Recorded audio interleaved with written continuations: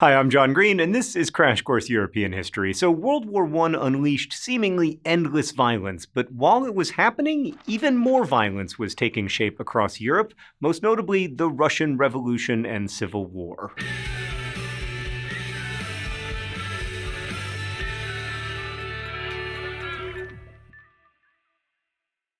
The failure of Tsar Nicholas II's government in directing the war effort caused immense suffering. He built no efficient administration to ensure adequate weaponry or transportation or food or medical care or the other necessities of modern warfare. I know we often like to make fun of bureaucracy, but governments without it tend to fail miserably. So even though Russian soldiers were loyal and effective fighters, they suffered from a lack of basic materials like bullets, for instance, and soldiers often went without boots, instead wearing rags on their feet. Some generals were first-rate, but others were totally uninstructed in modern techniques and more concerned with conducting pogroms against their own Jewish troops than effectively fighting the enemy. As hundreds of thousands of wounded people and millions of refugees crossed back into an entirely unprepared Russia from 1915 on, soldiers deserted while civilian organizations picked up where the Imperial administration failed. Local organizations called Zemstvas took responsibility for civilian well-being, joining other groups to take care of the wounded and maintain the home front more generally.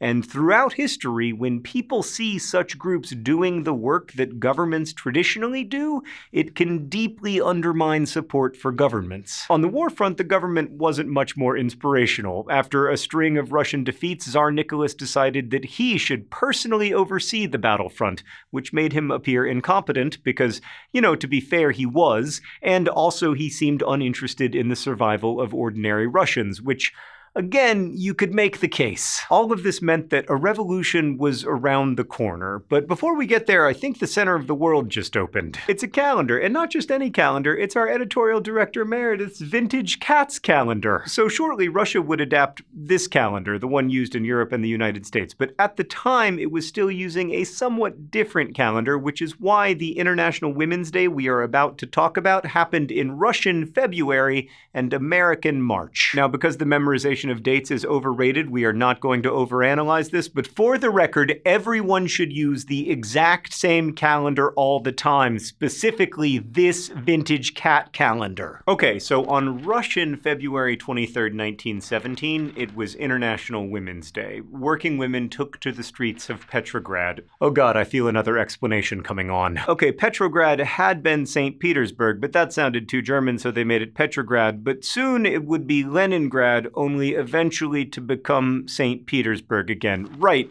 so it's February, sort of, and we're in Petrograd, sort of. The important thing is that these women were protesting the effects of a totally mismanaged war effort, soaring inflation, food scarcity, casualties in the millions, and an army often defeated and in retreat. Protests surged in the capital and then traveled the empire. Rebellious soldiers and the persistence of the angry crowds, along with the insistence of his wider family, eventually persuaded Nicholas to abdicate his throne. Members of the Duma, the assembly of elected representatives that Nicholas very reluctantly set up to end the revolution of 1905, constituted themselves as a provisional government consisting of monarchist, conservative, liberal, and a variety of socialist members. Both disorder and new forms of organization unfolded. Workers and soldiers revived the councils, or Soviets, they had used during the revolution of 1905 and began claiming a larger voice in ruling Russia, and as wealthy leaders of the provisional government and the less privileged members of the Soviets jostled for administrative supremacy,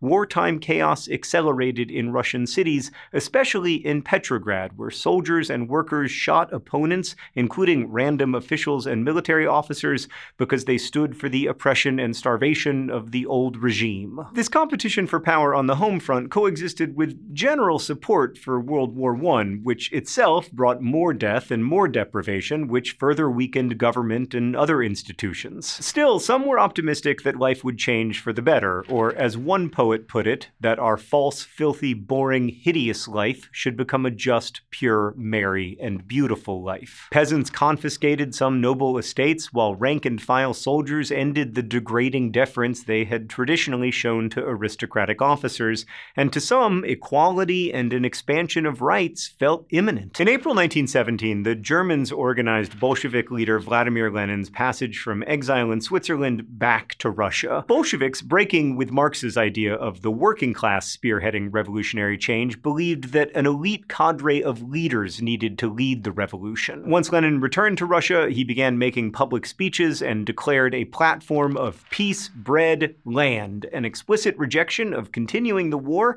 and also the kind of populist slogan that deeply appealed to hungry, landless, and war-weary people. Lenin, along with another Bolshevik leader, Leon Trotsky, helped make the Bolsheviks stand out with their publicity and grassroots organizing in factories and among soldiers, and the pair craftily altered their own positions as the wind blew, sometimes appearing to agree with the Soviets or certain provisional government positions, and at other times calling for violence and an end to the democratic politics that most middle-of-the-roaders and other socialists wanted. For Lenin, it was violence alone that would bring about an overthrow of the old and the creation of a new Bolshevik society. Only deliberately inflicted bloodshed would crush the aspirations for a democratic Russia. In the summer of 1917, a charismatic lawyer named Alexander Kerensky came to head the provisional government with the aim of reviving Russia's capacity to fight in World War I.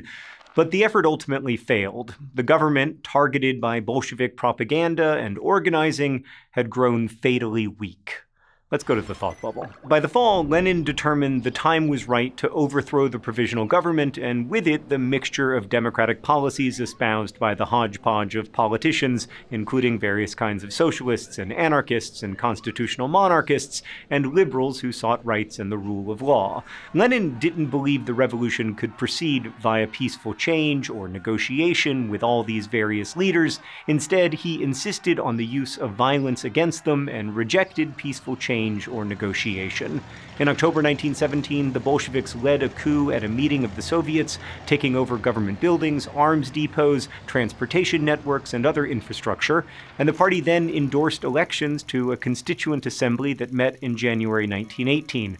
The Bolsheviks won only a minority of the seats, but forced the dismissal of the assembly before it could be constituted as a government. The Bolsheviks then developed a tactic meant to destroy, in the words of one, constitutional illusions. They imprisoned and murdered advocates for democracy and constitutions and freedom of political expression by the tens, and eventually the hundreds of thousands. And as they took control, the Bolsheviks shuttered local institutions such as the zemstvas. They nationalized industries and banks, and by late 1917 began seeking a negotiated withdrawal from the war. The Germans offered only the draconian Treaty of Brest-Litovsk, which gave Russia's western holdings to Germany. Lenin initially called the German offer obscene, but as the Central Powers continued their advance through Russian territory, he finally accepted the treaty. Thanks, Thought Bubble. So by this time, the Russian capital had been moved from Petrograd/St. Petersburg to Moscow because German troops had gotten too close. Lenin believed that an imminent uprising of Europe's entire working class would overturn the whole Brest-Litovsk settlement anyway and restore Russia's original boundaries. But he ultimately rejected his initial faith in worldwide revolution, settling instead for socialism in one country. That said, the Bolsheviks did want to promote and control the rise of communist parties elsewhere, so they established the Communist International, or Comintern, in 1919. Brest-Litovsk was a turning point for many, including those who were ready to continue fighting for a Russian victory in World War I. Dissident generals received volunteers from an array of those who feared the rise of the Bolsheviks, from monarchists and liberals to other kinds of socialists. And we're emphasizing the diversity of beliefs here to show that Bolshevism was just one of many responses, some radical, some moderate, to the dysfunction and deprivation of early 20th century Russia. But at any rate, these diverse non-Bolshevik groups were united primarily by their dislike of the Bolsheviks, who by this time had rejected the word socialist in favor of a new party name: communist. Bolsheviks felt that the socialists in Russia and elsewhere were just too reform-minded and compromise-oriented and pro-democracy. And so eventually civil war broke out, and until 1922, Russia and a good part of Eastern Europe were racked with violence and disease and famine and starvation. The Bolshevik dictatorship and its Red Terror battled the so-called White Movement, which even in its name defined itself primarily by its opposition to the Bolshevik Reds. Meanwhile, in areas like like Ukraine, the Baltic states, and Central Asia, people were seeking independence from Russia, although in many places the independence movements were themselves also divided by beliefs around the role the state should play in the lives of its citizens, whether democracy was compatible with a strong state, and whether businesses should be government-held or privately run. The Bolsheviks took advantage of these divisions both by taking on factions individually and by pitting them against each other. As Trotsky simultaneously built a loyal Red Army, and as the newly created Cheka, or secret police, picked off opponents, the whites were eventually defeated. Not only was the white movement disunited in its goals, they also lacked a brilliantly brutal leader like Lenin, or an organizational talent like Trotsky. The communist society the Bolsheviks established was far different from the one envisioned by the Marxist socialists of the 19th century. It was to be led by an elite, according to Lenin's plan, not by workers. In fact, the Bolsheviks crushed a green opposition from peasants who were angry about the army confiscating their grain, which the Bolsheviks justified as necessary for, quote, war communism. The Bolsheviks also executed sailors in Kronstadt who objected to the growing privileges of the Bolshevik elite. But instead of the state withering away after a workers' revolution, as Marx had predicted, the Bolshevik state became ever more powerful, albeit with the support of many in the population. Beginning with Lenin, it inflicted perpetual violence on its own people, inventing constant threats from civilian enemies. Lenin believed such violence was key not just to establishing a Bolshevik state, but also to maintaining one. In 1922, the Union of Soviet Socialist Republics was declared. Up-and-coming Bolshevik activist Joseph Stalin helped forge the federation from the ethnic groups of the former Russian Empire. The USSR supposedly fulfilled a Bolshevik promise to more than 100 ethnicities of the old Russian Empire that they might retain their culture and language and other local ways. But to say that those promises were not kept would be something of an understatement. Big challenges loomed for the Bolsheviks even after these triumphs. Industrial production had fallen to 13% of its pre-war level. The death toll of the Civil War and the accompanying disease and famine is estimated at 10 million. Still, the post-war Bolshevik propaganda machine thrived, drawing in people enthusiastic about the idea of a workers' paradise, and in some cases, real progress was made. The strapped government set up health clinics and daycare centers so that everyone could work to revive the economy.